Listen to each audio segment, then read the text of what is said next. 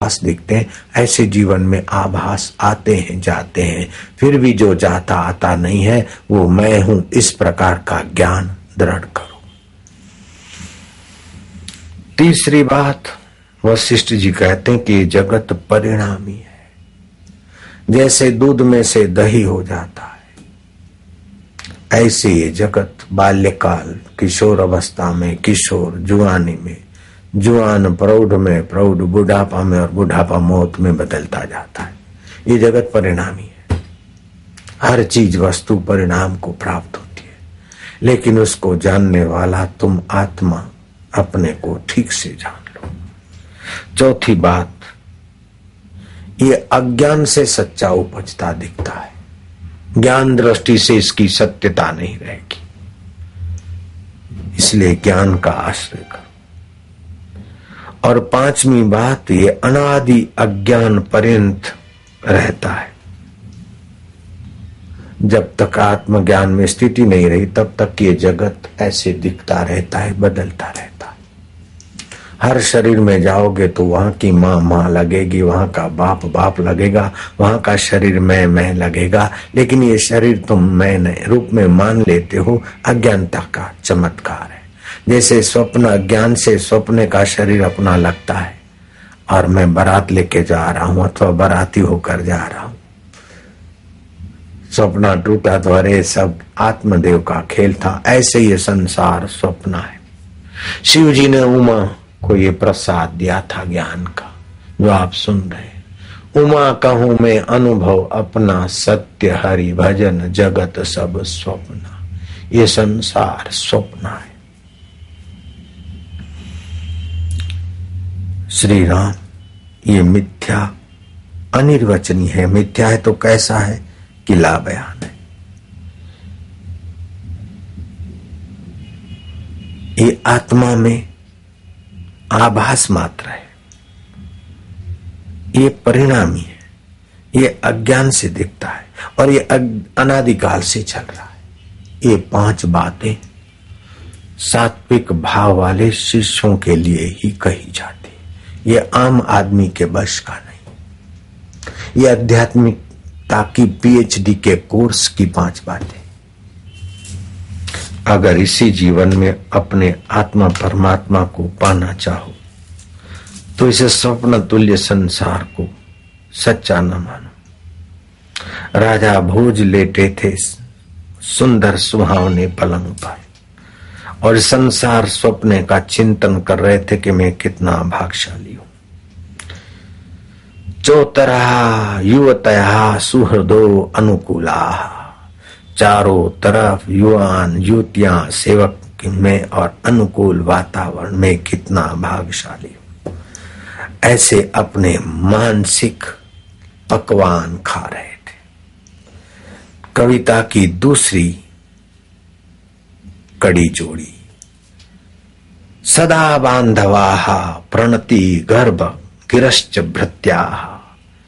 मिर्चराज वैभव गर्भग्रस्त में राजमहल में बांधव मित्र स्नेही से भरा है।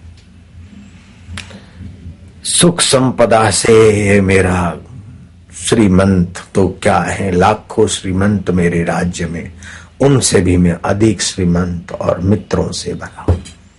सुखद अवस्था में। तीसरी कड़ी, गर्जंती दंती निवाहा तरंता तुरंगाहा।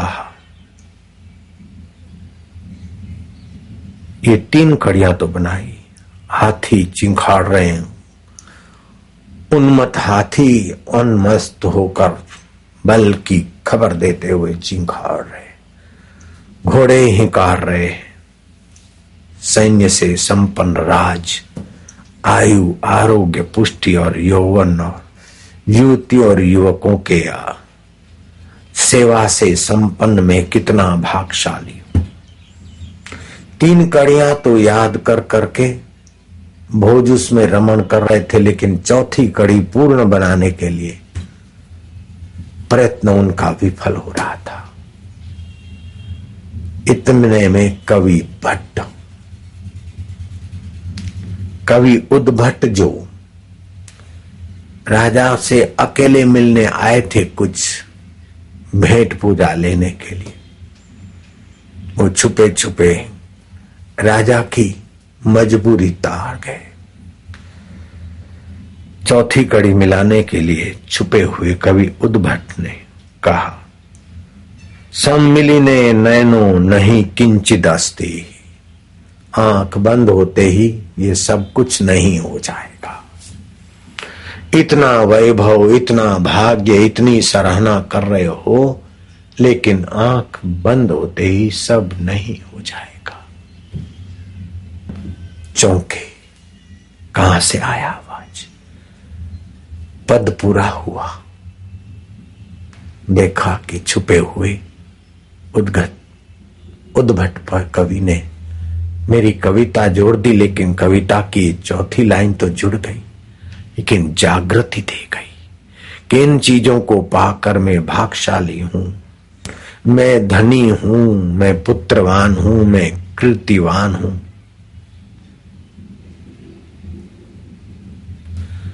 मैं फलाना हूं। इस प्रकार करके अपना समय मत खोना भैया।